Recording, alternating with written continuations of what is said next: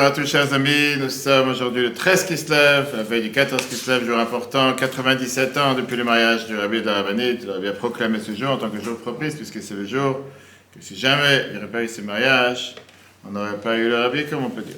Et le Rabbi a dit lui-même cette phrase en 1954, lors de 25 ans de mariage, en disant que c'est le jour qui m'a attaché moi à vous et vous à moi, et comme ça on va amener la Géoula ensemble. On continue la 13e lettre de Grata Kodesh Titania.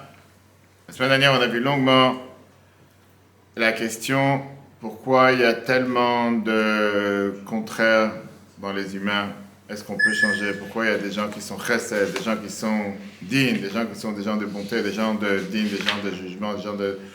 On a vu la question qui a été est-ce qu'on peut changer un trait de caractère ou bien c'est inné à l'intérieur? Est-ce que quelqu'un il est né chesed, il reste chesed tout le temps, bonté tout le temps, rigueur tout le temps? Et on a vu est-ce qu'il faut forcément être seulement un, et comment parfois être seulement un, c'est pas forcément réussi. Aujourd'hui, on va voir, et on l'a vu à la fin du cours, qu'il faut toujours avoir ce qu'on appelle cet équilibre entre les deux. Alors on a dit s'il faut l'équilibre, la question qu'on est restée, c'était est-ce que c'est comme ça, on a besoin, il y a vraiment une différence entre un homme de chesed et un homme de din, un homme de jugement. Et on est resté avec la question sur quoi on va continuer aujourd'hui longuement, quel est le meilleur parent? Est-ce que c'est le parent indulgent ou le parent critique? Aujourd'hui, on va voir justement la question qui est qui c'est qui aime plus ses enfants, le père ou la mère? On ne va pas dire de qui on parle, parce qu'il y a des femmes que je connais qui sont tellement toujours gentilles qu'ils ne peuvent pas dire un mot de travers. À ma gauche, par exemple. En tout cas, la question elle est la suivante. La Torah, elle vient, elle te dit tu respecteras ton père et ta mère. Pourquoi là, la Torah, elle te dit d'abord ton père, et quand la Torah, elle te parle de la crainte, la Torah te dit l'inverse. Un homme, sa mère et son père, il craindra. Ish imo va vivre tiro. Pourquoi quand elle parle de respect, elle parle d'abord le père? Pourquoi quand elle parle de la crainte, elle dit d'abord la mère? Chachamim t'explique. Rachid ramène ça justement. Qu'en règle générale, la mère est plus proche du fils. Et donc, c'est pour ça que de l'enfant, c'est pour ça qu'il la respecte plus. Alors que le père, il est beaucoup plus rigoureux en général. Et le fils, un enfant, il a plus de crainte de son père. C'est pour ça que la Torah, elle te dit, il faut aussi respecter ton père. Dans la crainte, pourquoi la Torah a mis d'abord la mère? Pour te dire que puisqu'en général on est plus proche de sa mère, il faut aussi la crainte. Bien sûr qu'il y a des cas contraires, dans lesquels la mère est celle qui est, on va dire, elle est beaucoup plus autoritaire, et le père il est beaucoup plus indulgent, mais la Torah elle parle sur la majorité. En tout cas, on sait très bien que dans chaque famille, tu as ce qu'on appelle cet échange, et dans chaque famille, tu as ce partage de rôle. Tu as un parent qui est plus, on va dire, indulgent, et plus tendre, et qui va toujours gentil, et qui va toujours montrer son amour envers son enfant, toujours avec trouver la cause pour le déculpabiliser. Et tu as un parent qui est toujours plus dur ou plus rigoureux, qui est têtu sur les bases et qui va en tout cas moins montrer de l'amour. Dans le langage, dans le jargon moderne, on appelle ça le bâton et la carotte. Ok. La question elle est qui aime plus son fils, son enfant, le père ou la mère? Celui qui est indulgent ou celui qui est critique? Et c'est ce que l'Admor Zaken va nous parler dans cette deuxième moitié, dernière moitié de la lettre 13, qui est une directe suite ce qu'on a vu la semaine dernière. Parce qu'on va voir justement la différence qu'il y a entre les hommes de chesed et les hommes de din, ceux qui sont des gens de bonté ou des gens de rigueur, et quelles sont les conséquences. Et on va voir qu'est-ce qui se passe vraiment dans le cœur de celui qui a l'air être quelqu'un de rigoureux ou qui veut avoir un ordre, un cadre, un certain cadre de vie.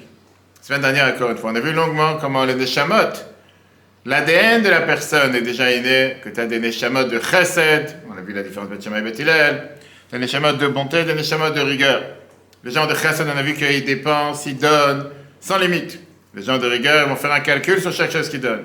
Est-ce que c'est justifié, basé et adapté en fonction de Midat Hadin? Et on a fini le cours la semaine dernière, en se rappelant que c'est bien d'avoir ce qu'on appelle un équilibre entre les deux. Parce que dans la Kedusha, puisque tout est enraciné chez Dieu, on sait que chez Dieu, les 10 attributs ne sont pas différents, dissociables l'une de l'autre, ils se complètent l'une avec l'autre. Et on a vu justement l'exemple de Beth Shammai et Beth Hillel, que malgré que Beth Shammai et ceux qui en règle générale te font allusion à la chumra, à la rigueur, et Beth Hillel font allusion à la kula qui est être beaucoup plus lignant en tout cas sur le côté de chesed. Il y a des cas dans lesquels on a vu que Beth Shammai lui-même aussi, il est beaucoup plus lignant, il va te permettre beaucoup plus facilement, alors que Beth Shammai et Beth Hillel non. Pourquoi? Parce que chaque côté n'est pas été extrême dans son attribut, dans son trait de caractère, mais il incluait à l'intérieur de lui aussi ce qu'on a vu, le sujet de l'inclusion.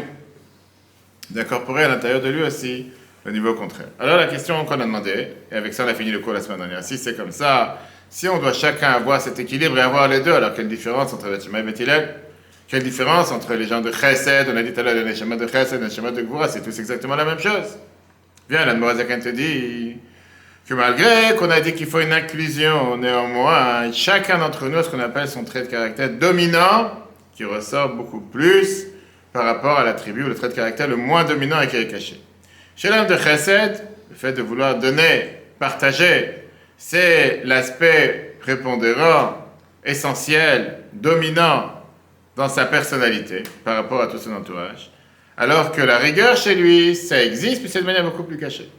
Chez la personne de rigueur, faire la justice, on avait vu la différence la semaine dernière avec les différents types de métiers, qu'est-ce qui s'apparente à Chesed et qu'est-ce qui s'apparente à Gvura. Alors chez l'homme de rigueur, lui, la justice c'est quelque chose qui est beaucoup plus central, beaucoup plus flagrant, beaucoup plus dévoilé, alors que le Chesed c'est beaucoup plus caché. Et on voit, oui, ça chez qui? Chez les Avot, patriarche, encore une fois en rapport avec la paracha de la semaine, Avraham et Yitzhak. La Torah te dit clairement qu'Avraham c'est Isha Chesed. La Torah te dit qu'Avraham c'est un homme de Chesed. La Torah te dit Zera Avraham, Moavi, la descendance d'Avraham, mon bien-aimé, Chesed d'Avraham, la montée d'Avraham. Et la Torah te dit clairement que Yitzhak c'est un Ishadin, un homme de jugement, un homme de Gvura. Alors que la Torah te dit que même Yaakov, il était Pachad Yitzhak, il avait la crainte de Yitzhak. Par rapport à Avraham, la Torah vient elle-même, elle te dit qu'après la Hakeda, après le sacrifice d'Yitzhak, la Torah vient te dire, je sais maintenant que tu es aussi quelqu'un qui craint Dieu. Tout d'un coup, la Torah te parle d'un chidouche comme c'est une nouveauté, que l'homme de Chesed inclut à l'intérieur de lui aussi ce composant de yira, de crainte. C'est malgré qu'Avraham était celui qui a eu faire l'équilibre entre les deux, entre Chesed et Din, entre l'amour et la crainte, l'attribut dominante qui était la plus flagrante chez Avraham, c'était le Chesed. Et quand tu analyses vraiment sa vie, tu vois que dans chaque petit détail que la Torah te raconte d'Avraham, c'est un épisode de Chesed. En commençant par ça qu'il a fait cette tente, il a fait cette auberge, Achnasat Achim, avoir les invités gratuitement, il a propagé le monothéisme à tout le monde, il a même été jusqu'à essayer de trouver un mérite sur les gens de Sodome, il a aimé son fils Ishmaël qui était un rachat. Chesed était le caractère principal de la vie d'Avraham. Et ça, c'est la qualité suprême avec laquelle les gens l'ont connu. Alors, il y a eu aussi des opportunités que la Torah te dit comme quoi il a développé cette qualité de din, par exemple, quand il a pris un couteau dans la main pour sacrifier son fils. Ça ne vient pas du côté de Chesed. Il a fait des guerres contre les 400. Lui, vraiment. Il est parti avec Eliezer, 400 hommes, etc. Mais ce n'est pas lui qui s'est engagé. Oui, mais c'est encore une fois, ça vient du fait du Chesed, qui voulait par exemple sauver son neveu Lot, etc. En tout cas, la Torah nous raconte quelques épisodes dans lesquels ça a l'air qu'il avait affaire avec le din, mais c'était minoritaire dans sa vie, c'est pas essentiel. Prenons le contraire, Yitzhak. Yitzhak, c'est tout à fait le contraire. La Torah te dit qu'il n'a pas voyagé dans aucun endroit. La Torah te dit pas qu'il a fait un hôtel avec une auberge avec Achnasat Achim, comme il a fait son père pour avoir les invités. Il était rigide face à ses enfants, jusqu'à ce que Yaakov craignait de recevoir de lui une malédiction. On a vu ça la semaine dernière. Tu vas m'amener à une malédiction et pas une bénédiction. Mais Yitzhak était le fils d'Abraham. Il avait aussi cet attribut de chesed à l'intérieur de lui. Sauf que ce n'était pas, on va dire, l'attribut majeur, essentiel dans sa vie. On a parlé aussi de Shammai et Hillel. On voit des cas dans lesquels Beth Shammai est beaucoup plus, on va dire, lignant dans les sujets dans lesquels il ne faut pas mettre ou interdire. Et Beth Hillel, qui est celui qui, en règle générale, moins rigoureux, là, il est plus rigoureux, mais encore une fois, ce sont des cas minoritaires. Pourquoi on avait vu que tout est allusionné dans le nom Shammai, c'est comme quelqu'un qui est là pour évaluer, c'est quelqu'un qui est là pour mettre les choses au carré, alors que Beth Hillel est beaucoup plus lignant. Maintenant, qu'est-ce qu'on a vu la semaine dernière? Pour ça qu'on a besoin d'avoir ce qu'on appelle cette inclusion. Que chacun doit incorporer à l'intérieur de sa vie aussi le composant contraire. C'est pour ça qu'aujourd'hui, dans la cuisine, ils te font des choses de plat salé sucré. Qui veut dire, ça n'annule pas l'attribut dominante avec laquelle est ta personnalité que Dieu t'a créé avec. Si c'est chesed, la bonté ou le jugement. L'attribut dominant vient du racine de ta neshama. L'inclusion s'adapte et s'apprend avec le temps. L'attribut dominant, elle va s'exprimer, on va dire, de manière beaucoup plus régulière, contrairement à l'attribut qui n'est pas dominante. Et ça, c'est quelque chose qui va être utilisé de temps en temps. Quelqu'un de chesed, donner pour lui, c'est quelque chose qui le touche au plus profond de son âme. Il ne peut pas être sans donner. On a vu avec Abraham que même quand il avait Il était malade, la circoncision, 50 degrés de chaleur, il faisait tellement chaud dehors, personne, Dieu il a fait en sorte qu'il n'y a pas d'invité, il est parti à la porte pour savoir, peut-être qu'il y a quelqu'un qui va venir. Il ne pouvait pas rester sans donner. Alors que pour quelqu'un de digne, pour lui, s'il y a vraiment une chose qui n'est pas comme il faut dans la rue, waouh, c'est la fin du monde. Là, il y a un camion de 18 tonnes qui passe à côté, il sonne, il me dit, il faut déplacer votre voiture. Je fais, si ça vous a, je sais pourquoi vous devez. Parce que je ne peux pas tourner. Ok. Donc je descends gentiment. Je dis, écoutez, je ne sais pas comment vous faites pour passer avec un camion si long dans un petit rond-point comme ça. Alors il commence à me dire, mais vous avez vu la marque blanche là pour le parking? Il n'y a que là-bas qu'il faut se garer, pas devant le portage. Je fais, ah bon, c'est comme ça depuis 20 ans. C'est la première fois que vous passez ici. Mais apparemment, quelqu'un qui est carré comme ça dit, non, tu ne dois pas dépasser la ligne blanche. C'est la ligne blanche pour te garer, tu ne dois pas dépasser un truc. Les gens de digne, qu'est-ce que tu veux? Tu vas débattre avec eux. Tu fais le tour, merci à vous. Oumash, Amarakatou, le premier paragraphe, et ça, que le verset te dit, le Moazakan te dit, regarde, Torah te dit clairement qu'Avraham, Moavi, Avraham est mon bien-aimé, Pachad Yitzhak, la crainte de Yitzhak. Le Moazakan te dit, Nefresh, Vevdel, Azeh, cette différence, c'est les méprinats de Gilou Ve'el, ce qui est dévoilé et ce qui est caché. Chez Bébidat Yitzhak, quand tu parles de Yitzhak, un Pachad, la crainte, la peur, le jugement, la rigueur, le méprinat de Gilou, c'est ce qui est dévoilé. Ve'avam, l'amour, elle est cachée, de manière cachée à l'intérieur de lui. Ve'ayapech, et le contraire, le contraire est chez Avraham. Avraham, c'est quelqu'un qui est un homme de chesed, mais il avait aussi ce composant, qui était le composant de Gvura. Deux chassidim connus, il y avait un qui s'appelait Rabban del Futafas, qui a beaucoup souffert en Sibérie pendant plusieurs années, ce qui propageait la chassidoute et les yeshivot en Russie, etc. Le deuxième, Ben Shem Tov, qui était après le premier envoyé du Ravi à Londres. Ces deux chassidim avaient des tempéraments totalement contraires. Ben del Futafas était quelqu'un de tendre, quelqu'un de chesed, quelqu'un qui n'était pas capable de crier sur quelqu'un. Alors que Ben Shem Tov, c'était quelqu'un qui avait beaucoup plus ce qu'on appelle cette rigueur. Vous voyez, dès qu'il y a quelqu'un qui rentre dans la synagogue, il bouge la chaise. Ouais, qu'est-ce que tu bouges la chaise? Comment ça parlait? Qu'est-ce que des gens comme ça. On a dit sur eux que si le rabbi allait leur demander, va embrasser telle personne, les deux, ils auraient couru pour l'embrasser. Si le rabbi leur a donné l'ordre d'aller réprimander quelqu'un, les deux seraient partis le réprimander. Alors, c'est quoi la différence entre les deux? La réponse est la suivante. La réponse, elle est, qui arriverait le premier? Chez le Futafas, qui était un homme de chesed, c'était le premier à courir pour embrasser l'autre. Le deuxième, il l'aurait aussi fait, mais c'était secondaire chez lui. Et si le rabbi demandait à réprimander quelqu'un, c'était le deuxième qui courait, parce que c'était son critère premier. Et donc, oui, on a besoin de l'inclusion. Mais quand on te dit d'inclusion, on ne veut pas dire que ça vient rabaisser, dénigrer, effacer totalement ta qualité majeure ou ton attribut majeur. Alors là, l'Admorazak Amona, il vient, il va te faire ce qu'on appelle une énorme nouveauté, ce qui est une nouveauté du Tanya. Que si on a pensé jusqu'à maintenant que Midat Chesed, que l'attribut de Chesed chez l'homme de Din, chez l'homme de rigueur, elle est moins importante que chez l'homme de Chesed, l'Admorazak dit c'est faux. Les deux, ils ont l'attribut de Chesed, l'attribut de bonté avec la même puissance. Les deux, ils ont l'amour avec la même puissance. La différence, elle est, qu'est-ce qui est le plus dévoilé? Qu'est-ce qui est le plus caché? Chez l'homme de Chesed, l'amour est dévoilé. Chez l'homme de Din, chez l'homme de rigueur, l'amour est caché. Mais l'amour caché chez l'homme de rigueur n'est pas moins importante que chez celui qui est un homme de Chesed. Les deux, ils ont exactement les mêmes. Sauf la question, elle est, qu'est-ce qui dévoile le plus? Eh bien, la Moazaken, il commence à te parler, par exemple, qu'on vient de voir avec un parent. Tu as un parent dans le couple qui a l'air beaucoup plus dur et qui fait attention aux règles, qui fait attention aux limites. C'est pas parce qu'il manque d'empathie ou il manque de s'inquiéter pour le bien-être de ses enfants. C'est bien le contraire. Parfois, il s'inquiète trop. Parce qu'il aime tellement ses enfants. Ça le dérange que son fils ne soit pas parfait. Donc, il veut que son fils il arrive à des niveaux importants, matériellement, spirituellement, et il n'est pas prêt à laisser aller par rapport à s'ils ont de la moyenne ou s'ils sont de moyens niveaux. Il veut que ses enfants ils arrivent à la perfection. Pas moins que ça. Et donc, le fait qu'ils reprennent et qu'ils sont durs à l'apparence avec leur enfant, c'est pas parce qu'ils ne s'intéressent pas à son enfant et il n'aime pas son enfant, bien au contraire. Donc, qu'est-ce qui te paraît à l'apparence? C'est un parent dur, un parent sévère. Mais la réalité, elle est que cette sévérité, c'est pas qu'il est sévère, c'est qu'il est tellement bon parce qu'il s'inquiète pour le bien-être de son enfant. Le problème, il est que l'amour et le fait qu'il s'inquiète pour le bien-être de son enfant, c'est caché. Ce que toi, tu vois à l'apparence, c'est « Ah, il est toujours dur. Pourquoi il est toujours en train de crier? Pourquoi il est toujours en train de réprimander? Il est toujours en train de reprendre. » Tu vois ce qui est dévoilé. C'est ce qu'on appelle une réprimande dévoilée de l'amour caché. De l'autre côté, les gens de din, les gens de rigueur, ils ont du mal à exprimer un amour dévoilé. Et ils ont du mal à être ce qu'on appelle un indulgent avec leur enfant. Pourquoi? Parce qu'ils ont peur qu'un amour inconditionnel peut s'exprimer chez le deuxième côté comme une légitimation de pouvoir briser toutes les barrières. Donc ils doivent garder les barrières, garder les limites. Et pour eux, dire, ouais, c'est pas grave, tu vas dormir à 9h, tu vas dormir à 10h, tu vas dormir quand tu veux, va dormir, fais ce que tu veux.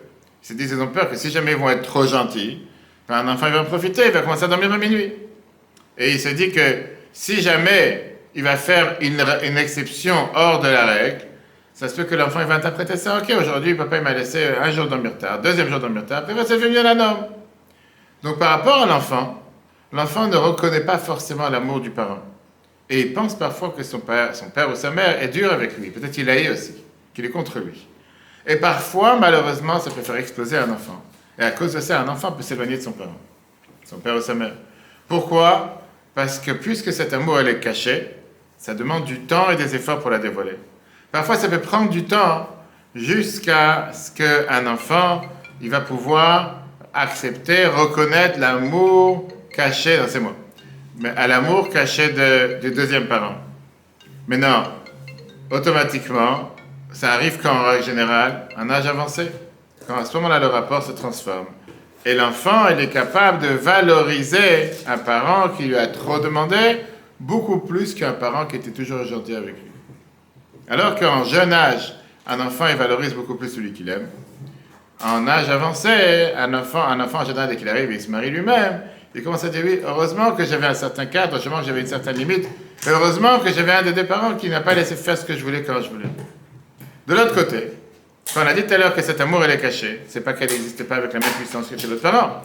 D'où on le sait. On le sait par exemple dans le cas de sakana quand il y a un danger. Quand malheureusement un enfant arrive à un danger de vie.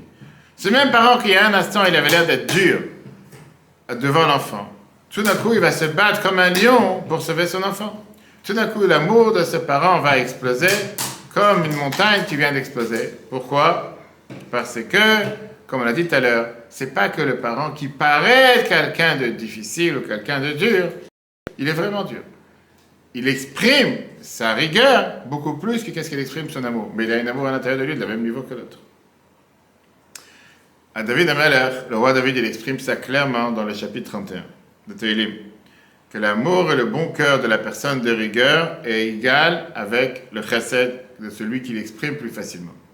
David Amalek, il dit dans Tehillim 31, chapitre 31, verset 20, Marav tufra shatzafan talirecha pa'alta lachosimbach negem nadam. Traduction, combien est nombreuse ta bonté que tu as cachée pour ceux qui te craignent, tu as agi pour ceux qui ont confiance en toi, en face des humains. Tout de suite, tu vois ce que ça veut dire. Tous les commentateurs, Rashi, le Ben Ezra, expliquent, d'après le sens simple, que le verset te parle du salaire, de la récompense que Dieu donne à celui qui fait ce que Dieu demande. Marav toufra, combien est nombreuse ta bonté, achatzafan talirer, que tu as caché pour ceux qui te craignent au monde futur. Ce qui veut dire, David Amalek dit, on ne voit pas la bonté de Dieu aujourd'hui, tout le jour, dans tous les jours. Parfois, on ne la voit pas aujourd'hui, mais on la verra plus tard.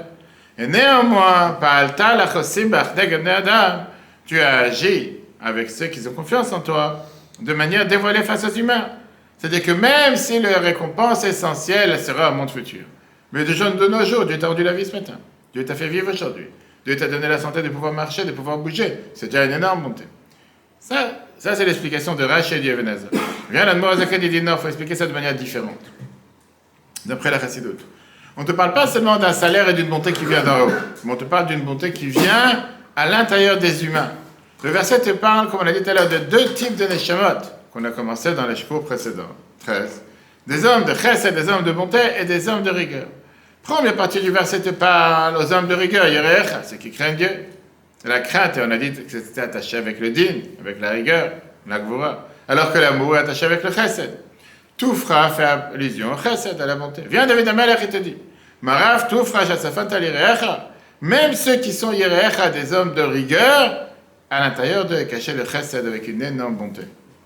Alors que ceux qui sont des hommes de din, des hommes de jugement, des hommes de rigueur, cette bonté elle est cachée, elle n'est pas dévoilée. Qu'est-ce que ça veut dire Rav Toufra? On avait déjà expliqué ça dans le passé. Ça vient expliquer une bonté illimitée.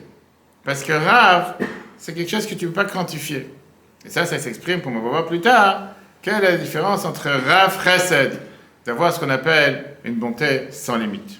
La deuxième moitié du verset s'exprime par rapport à Chosimbar. C'est quoi Chosimbar? C'est Mobitachon, c'est qu'ils ont confiance en Dieu. Un des critères des hommes de chesed, c'est le fait qu'ils ont la capacité de croire et de faire confiance à une autre personne. Ils font confiance à l'autre. Parce que l'amour vient avec un point majeur à l'intérieur d'eux, qui savent que le deuxième côté aussi les aime. L'autre côté les aime, il veut faire aussi du bien. Et c'est pour ça qu'en règle générale, les hommes de chesed sont des gens optimistes, et ils savent comment relativiser, ils savent comment dire, aller avec le courant, dans la situation en général. Les hommes de rigueur, ils sont beaucoup plus naturellement parlant, des gens qui craignent tout, qui ne font pas confiance, qui se méfient de tout. Ils sont beaucoup plus pessimistes. Ils craignent toujours de savoir si je vais sortir, s'il va me tomber quelque chose sur la tête, si je vais avoir un accident. Ils ont des difficultés à avoir confiance en l'autre. Ils ont des difficultés à croire en l'autre. Et ce qui est valable par rapport à un être humain, c'est aussi valable entre nous et Dieu. Les hommes de chesed, ils ont beaucoup plus bitachon en Dieu, ils ont beaucoup plus confiance en Dieu que les hommes de din, des personnes de jugement, de rigueur. Et ils s'attachent beaucoup plus à l'approche « pense bien et tout ira bien ». Comme je disais la semaine dernière, quand on apprend ces cours, on peut très bien se définir et voir où on appartient. Alors que, pour ça que les mots « Pa'alta la chosimbar », tu as fait du bien envers ceux qui ont confiance en toi, c'est les gens de chesed. C'est quoi « neged ne'adam » contre ou en face des humains. Puis le Veneva Ezra te dit, c'est dévoilé à tous les humains sur terre. La Chassidut t'explique que l'attention ici, c'est quoi? Que Midat HaChesed, la bonté, l'attribut de Chesed, de bonté chez les hommes de bonté, elle est dévoilée à tout le monde.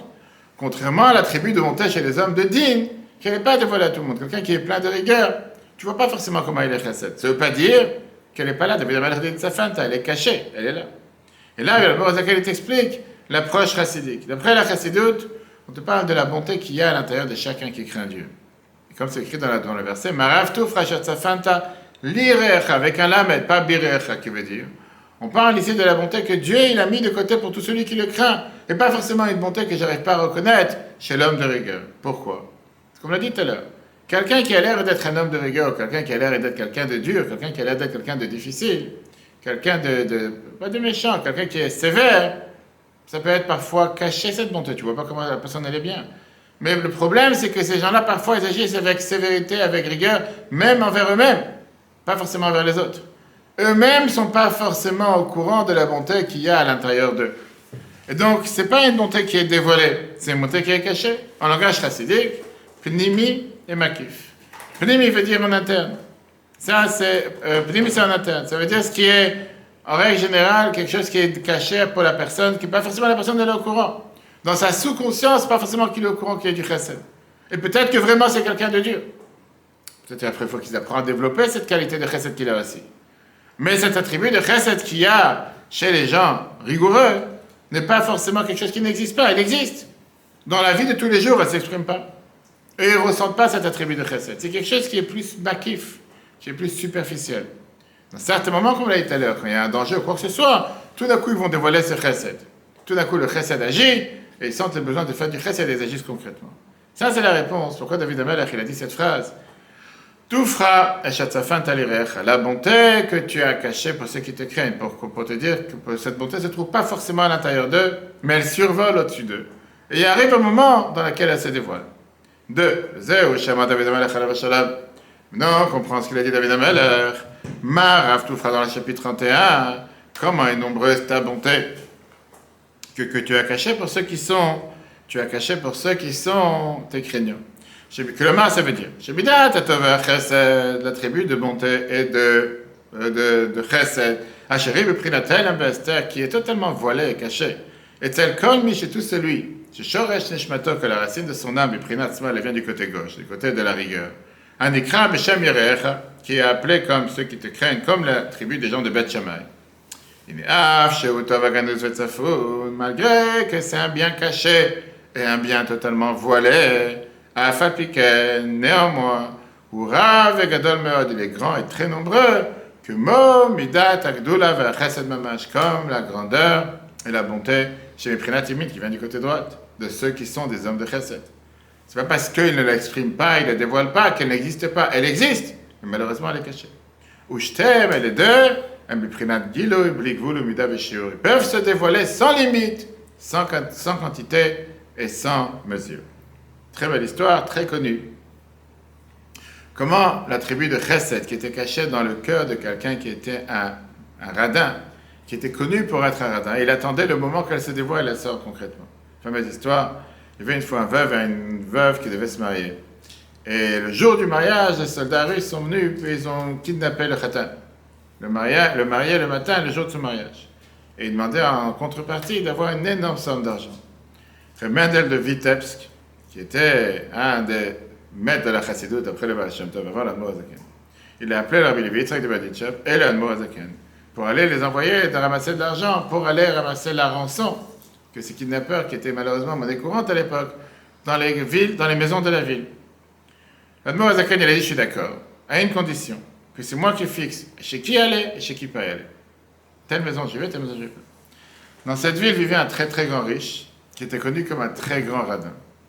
Il était connu qu'il donnait à tout celui qui demandait la tzaka un centime ou une pièce de centime qui était usée en cuivre, qui était totalement rouillée. Peu importe la cause, peu importe ce qu'on lui demandait, c'était toujours le même pièce de 5 centimes brouillée qu'il donnait. Les gens, ils en avaient marre de se faire honte, et d'aller recevoir cette pièce de 5 centimes. Et à un certain moment, ils ont décidé de ne plus aller le voir. À quoi ça sert de perdre notre temps, d'aller voir quelqu'un qui va te jeter une pièce de 5 centimes? Pas besoin. L'Admor Hazaken, il a décidé, je commençais à aller ramasser de l'argent juste chez cet homme-là, en commençant par lui. Les autres sadikim, ils ont dit non. Ils ont dit, on sait que c'est un radin notoire, il est connu pour ça. L'Admor Hazaken dit, mais je vous rappelle la condition que je vous ai donnée. La condition, c'était que je suis prêt à faire cette mission que l'Abbé Mendel de Vitebsk a demandé, à condition que vous me laissez rentrer, vous me laissez aller chez qui j'ai envie. Donc vous n'avez pas le choix. Il rentre dans sa maison, et ils accueillent avec une énorme bonté, avec une énorme bienveillance, et il leur raconte l'histoire. Un khatan doit se marier ce soir, il a été kidnappé ce matin. Et la seule chose qu'on nous demande, c'est de ramasser une telle somme d'argent, et comme on sait que tu as des moyens, on te demande de pouvoir nous aider de manière large. Il a sorti, il est parti chercher son coffre-fort, il sort le 5 pièces de 5 centimes brouillé, et il donne à Admor Hazaken. Et là, à la place de lui rendre la pièce de 5 centimes, comme tout le monde faisait, l'Admor Hazaken, il a pris la pièce. Il a dit merci beaucoup. Que Dieu fasse que tu puisses mériter à faire d'autres mitzvot. Il sort de la maison. Et ce radin, il court derrière l'Admor Hazaken. Et il lui ramène encore quelques centimes. L'Admor Hazaken, il prend les quelques centimes. Il dit merci beaucoup. Et le tzadikim continue à avancer. Et là, il revient encore une fois. Et là, il ramène quelques pièces d'argent. L'Admor Hazaken, il prend les pièces. Il dit merci beaucoup. Et comme ça s'est passé plusieurs fois. À un certain moment, le radin commence à exploser en pleurant. Il raconte comme ça. Il dit, il y a quelques années en arrière, j'ai donné à un pauvre cette pièce de 5 centimes et il me l'a jetée à la figure. J'ai été tellement énervé, j'ai décidé ce jour-là que tout celui qui va venir me voir, la seule chose qu'il va recevoir, c'est cette pièce de 5 centimes. Les gens, ils en ont eu marre d'avoir honte de recevoir cette pièce, ils ne sont plus venus, j'ai eu une renommée de radin. Et le radin termine Admor Hazaken, il dit la phrase suivante. Rabbi, vous êtes le seul qui a accepté, pas seulement de recevoir cette pièce, mais aussi de me bénir. Grâce à vous, je suis devenu aujourd'hui une autre personne. Je suis prêt à vous donner toute la somme que vous avez besoin pour le rachat de ce prisonnier pour le libérer aujourd'hui. L'histoire très connue. Maintenant, qu'est-ce que ça veut dire cette histoire? Ça te montre que la personne en lui, il avait cette qualité de chesed. Sauf que comment ça s'exprimait à l'extérieur? Ça s'exprimait quelqu'un de gvoura, quelqu'un de digne. Mais si tu avais en face de lui quelqu'un qui sait lui faire sortir cette qualité de chesed qu'il était à l'intérieur de lui, il était capable de la faire sortir. Et ça vient montrer ce qu'on a dit que David HaMelech était dit. Sa femme talirech, le sens simple qui veut dire qu'il y a cette bonté divine qui existe à l'intérieur de chacun d'entre nous. Quand quelqu'un il agit, là la Hazaken continue, et il dévoile le chesed, la bonté qui est à l'intérieur de lui, et il fait une bonté sans limite, Marav Toufra, comme Dieu il agit envers lui, il mérite que Dieu il agit envers lui avec une bonté sans limite. Pourquoi? On avait vu, si vous vous rappelez, il y a quelques temps, que dans la bonté divine, il y a deux manières. Il y a Rav Chesed et il y a Chesed Olam. Rav Chesed, on a dit, ça vient des 13 attributs de miséricorde. Chesed Olam, ça vient sur le monde du Tehillim 89, Chesed Olam, Chesed Ibané, que Dieu a créé le monde avec le Chesed. Chesed Olam, c'est un Chesed limité, en fonction du monde qui est limité. Et en règle générale, on parle d'un Chesed divin qui doit passer par ce qu'on appelle la passoire du Midat Adin, la tribu de rigueur, recevoir son accord. Ça, c'est le Chesed qui est donné en fonction de certains critères limités. Rav Chesed, c'est un Chesed divin illimité. Rav vient du Mohab et qui est sans limite. On parle d'un chesed divin qui n'est pas limité en fonction des critères de Midat Adin, de la tribu de rigueur. Et elle peut être donnée même quand la tribu de rigueur est contre. Même quand l'ange Gabriel il vient et il dit non, l'ange de Gvoura vient et il dit je ne suis pas d'accord, il ne mérite pas. Dieu il peut contourner ce chesed Midat Adin et le donner. Et comme on a dit tout à l'heure, C'est pas pour rien que Dieu l'a dit à Moshe qu'à chaque fois qu'on va dire les 13 attributs de miséricorde, ça va faire réveiller Dieu, la bonté de Dieu, que même quand Midat Adin, même quand l'attribut de jugement, elle te dit tu peux pas faire du chesed, elle va empêcher le chesed de descendre, Dieu pardonne et donne le fini Mishurat Adin. Viens, la Borazakin te dit ici, cette bonté divine, on peut la recevoir, Mida keneged Mida. Qu'est-ce que ça veut dire, Mida keneged Mida? Mesure pour mesure. Comme la Kabbalah te dit, Itarot adilta, Itarot adilta, en fonction du réveil d'en bas, tu as un réveil d'en haut. Quand quelqu'un est fait en bas, chesed limité, et il vérifie à qui il faut donner le chesed, combien, pourquoi, et il fait attention à donner la somme exacte, du ciel, on se comporte avec lui de la même manière. Et il reçoit de Dieu ce qu'on appelle une abondance de chesed olam. C'est quoi chesed olam? Un chesed limité qui doit passer par la passoire, qui doit passer par le bureau de Midat Adin, l'attribut de din de jugement. C'est lui qui sort de ses limites.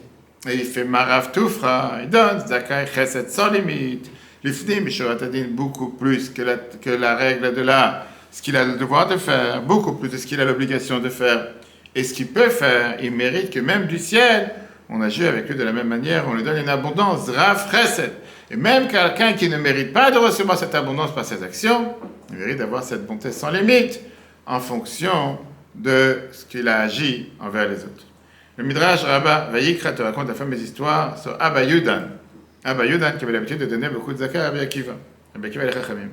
Une fois, il était devenu pauvre, il a perdu toutes ses affaires. Rabbi Akiva les Chachamim sont venus lui demander de l'argent. Il ne savait pas quoi faire. Sa femme, qui était une tzadékette, elle a dit, regarde, il nous reste un champ. Viens, on vend la moitié du champ. Et avec cet argent, on va donner l'argent aux Chachamim. Comme ça, il a fait, les Chachamim, ils ont prié en disant, Amakom yimale chesondcha. Que Dieu remplisse ton manque. Que Dieu fasse que ce que tu viens de faire, Dieu te récompense. Quelques jours plus tard, il est parti labourer le champ, le demi-champ qui lui restait avec sa vache. Et en allant dans le champ, la vache, elle s'est bloquée son pied dans quelque chose et elle a cassé son pied. Qu'est-ce qui s'est passé? Comment elle a bloqué son pied? Elle n'arrive pas à avancer. Il s'avère que dans l'endroit du champ, il y avait une grosse boîte, comme un trésor. Et ils ont ouvert la boîte, c'était un trésor de diamants et de pierres précieuses qui était caché dans son champ, qu'ils ne savaient pas jusqu'à aujourd'hui, on va savoir s'il est arrivé ce jour-là. Quand les Chachamim sont venus, Abba Yudan leur a raconté cette histoire. Et ils ont dit qu'on a prié pour toi, de la manière que tu as agi, l'ifnim Mishurat Adin, plus que la règle de l'art. Tu as fait du chesed alors que tu n'avais pas l'obligation de le faire. On a dit sur toi le verset, Matan Adam, Yachiv lo, celui qui agit de cette manière et qui donne zaka beaucoup plus que ce qu'il doit faire. L'ifnim Mishurat Adin, Dieu il agit avec lui avec une abondance sans limite. Ça c'est ce qui est écrit dans le verset, chapitre 3. Vous savez, c'est ce qui est écrit. Marav toufra, ce que David Amalek te dit dans le verset dans le chapitre 31, qu'est-ce qui est nombreuse ta bonté, que le mar ça veut dire blik volumida, sans limite, sans barrière, benatov, entre la bonté achat sa fantalirecha, que tu donnes, que tu as caché, que tu as mis de côté pour ceux qui te craignent, ou ben achapal talachasimba, ou que tu fais en fonction de ceux qui ont confiance en toi. Shem bala bitachon, ça c'est ceux qui ont bitachon en Dieu prenat yamin, qui vient en général de la tribu de Ches, c'est le côté droit, comme on l'a dit tout à l'heure, que c'est des gens qui ont beaucoup plus confiance aux autres.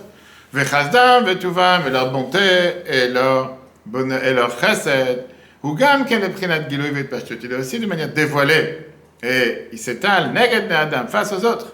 Velo le prinat simtsum ve'astakla, leur bonté n'est pas cachée, elle n'est pas voilée du tout, comme les gens de rigueur. Moi, chez Katouv, l'irecha velo birecha, pourquoi c'est écrit avec un lame et pas un bête, comme on l'a expliqué tout à l'heure, aïnou mishum. Chez kol ma chez prinat helem bechol neshama, tout ce qui est voilé, tout ce qui est caché dans chaque neshama, elle n'est pas habillée dans le corps, dans sa tête, dans son cerveau, dans son cœur. Ça survole Nao, comme on l'a dit tout à l'heure. Les deux, ils ont ces deux attributs, Chesed et Gvura, la rigueur et la bonté.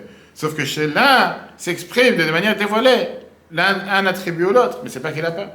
Ou Misham de là-bas, il meira, elle éclaire le Mochov et l'Ibo à son cœur et à son cerveau.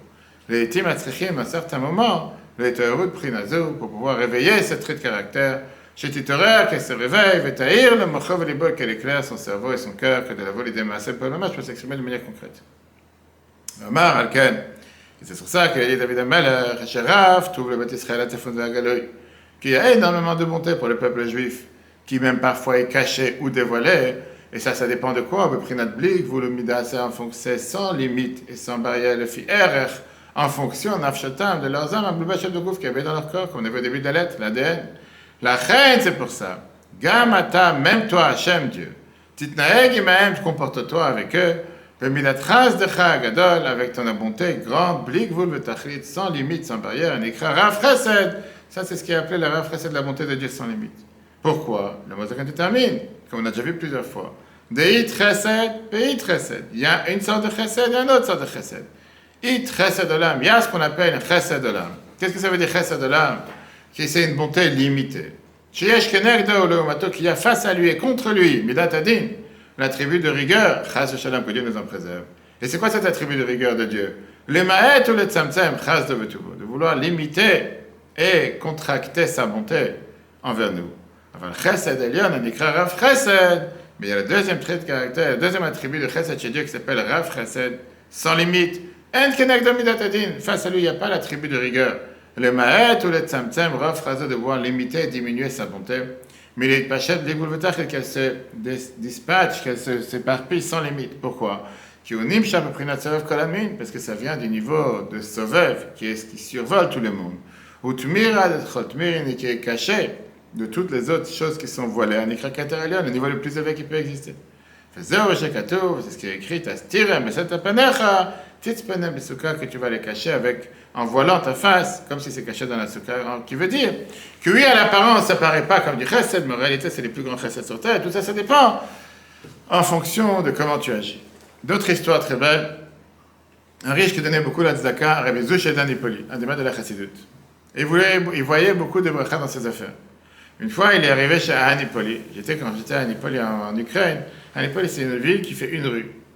Je me rappelle quand j'étais arrivé à 5 à 6 heures du matin en voiture, après avoir roulé 20 heures, et tu demandes d'abord aux passants, là-bas, les babushkes, les grands-mères avec les foulards dans la rue, où se trouve le tzaddik, le saint, les gens, tout ce qu'on connaît. Et donc, quand tu les trois, c'est au bout. On part en voiture au bout, on arrive où c'est. Enfin non, vous avez déjà passé à l'autre côté. Comme ça, on a fait plusieurs allers-retours. On ne comprenait pas qu'à Nipol, la ville, c'est une rue. Ouais, c'est étalé sur quelques maisons, mais c'est une rue, c'est une petite ville, un petit village. Rabbi Zouche était là-bas. L'autre, il arrive dans la ville pour voir Rabbi Zouche d'Anipol, il dit, il n'est pas là, il dit, où il est parti? Il est parti voir son maître, le Maguid de Mezrich, le du Baal Shem Tov. Il a dit quoi? Il fait le Rabbi Zouche qui est mon rab, lui c'est un élève d'un encore plus grand rabbin. Il fait, j'ai fait un calcul. Si les dons que je donne à Rabbi Zouche d'Anipoli m'amènent tant de bénédictions, si je vais faire des dons à son maître, je vais avoir beaucoup plus de bénédictions. Et donc il a décidé à partir de ce jour d'arrêter de donner de l'argent à Rabbi Zouche d'Anipoli. Et à la place de donner l'argent, d'aller voir le Maguid de Mezrich et de donner la zakat. Et à partir de ce jour-là, il a commencé à avoir un dégringolade dans ses affaires. Il a perdu la bracha et ses affaires se sont dégringolées. Il est parti à Anipol. Il est parti voir Rabbi Zouche et il a dit, je ne comprends pas. Parce que j'ai décidé de donner de zakat à ton maître, le Maguid de Mezrich. Pour ça, mes affaires ont commencé à perdre. Qu'est-ce que j'ai fait de mal? J'ai donné de zakat. Et Rabbi Zouche lui a répondu comme ça. Jusqu'à maintenant, tu donnais de zakat sans calcul. Dieu, il a décidé de te donner sans calcul. À partir du moment où tu as commencé à faire des calculs, et tu as commencé à dire non, il ne faut pas faire de cette manière, il faut faire de cette manière. Et tu es arrivé à la conclusion que vous me donnez à un maître à la place de son élève. Il a dit, je fais aussi un calcul. Il y a aussi un maître et un élève. Et par rapport au calcul de Dieu, il a décidé de donner l'argent à quelqu'un d'autre, pas de donner à toi. C'est la même chose. Avec ça, le Tanya et l'Admoazaken terminent cette lettre en te disant que, comme on sait que la majorité de ces lettres étaient envoyées par des envoyés qui venaient et qui demandaient aux chassidim de ramasser la tzaka, etc. L'Admoazaken termine cette lettre en te disant l'importance de donner la tzaka plus que qu'est-ce que tu as l'habitude de donner, plus que qu'est-ce que tu dois donner. En disant que même si ta neshama, elle vient de Midat Adin, même si tu viens de la tribu de rigueur et donc ta tzaka, elle est calculée, il y a certains moments dans lesquels tu dois sortir de tes barrières, donner de zakat sans limite. Mais Rav tout fera comme on vient de voir. Que dans certains moments, tu dois faire éclairer cet attribut de chesed qui est clair chez toi, qui est caché chez toi. La faire dévoiler. Pourquoi? Parce qu'il y a certains moments que tu as besoin que Dieu agisse envers toi sans limite. Tu veux que Dieu agisse envers toi sans limite, toi aussi agis sans limite. Donc quel enseignement on apprend dans cette merveilleuse lettre 13? Que même si on a l'habitude de donner la zakat, et même si on la donne de manière limitée, que ce soit maaser, 10%, 5%, le chomesh, il y a des moments dans lesquels Dieu nous demande de donner, faire Messirut Nefesh, de donner la zakat l'ifnim meshurat adin. Quand un juif est en danger, situation particulière, un besoin spirituel particulier, pas besoin de dire j'ai déjà donné plus que ce que j'avais l'habitude de donner, mais faire le maximum. Et quand on donne l'ifnim meshurat adin, on mérite que Dieu agisse avec nous, Rav Chesed, sans limite. Et avec ça, on a fini la lettre 13. La semaine prochaine, dans 2 semaines, parce que mercredi prochain, je ne suis pas là, la semaine prochaine, on verra le prochain cours magnifique, la lettre 14, qui vient avec trait d'actualité, comment se réinventer à nouveau tous les jours. Tu rejoins le cours de cette semaine. La routine, c'est ce qui peut user une personne. Comment tu peux ressentir un renouveau? Comment tu peux te réinventer? Comment tu peux ressentir cette passion et cet enthousiasme dans des actes ou des actions que tu refais tous les jours? La prochaine lettre, c'est une lettre que la Moazaka nous apprend comment gérer le temps. Comment dans des choses que tu fais tous les jours, matériellement, spirituellement. La routine, c'est quelque chose qui peut tuer une personne. Comment faire pour se réinventer tous les jours, ressentir cette créativité tous les jours. Même si ça fait 20 ans que tu mets les tefilines, qu'aujourd'hui tu les mets, c'est quelque chose de nouveau. Tu ressens la même passion, le même enthousiasme. Même si ça fait 25 ans de mariage, que tu ressens dans ton mariage aujourd'hui comme si c'est le premier jour de mariage. Pareil quand tu fais une mitzvah, pareil dans la vie tous les jours. La lettre 14, si Dieu veut, le prochain cours. Cours replacé au Torah.fr. Très bonne journée à tous et si Dieu veut, à la semaine prochaine.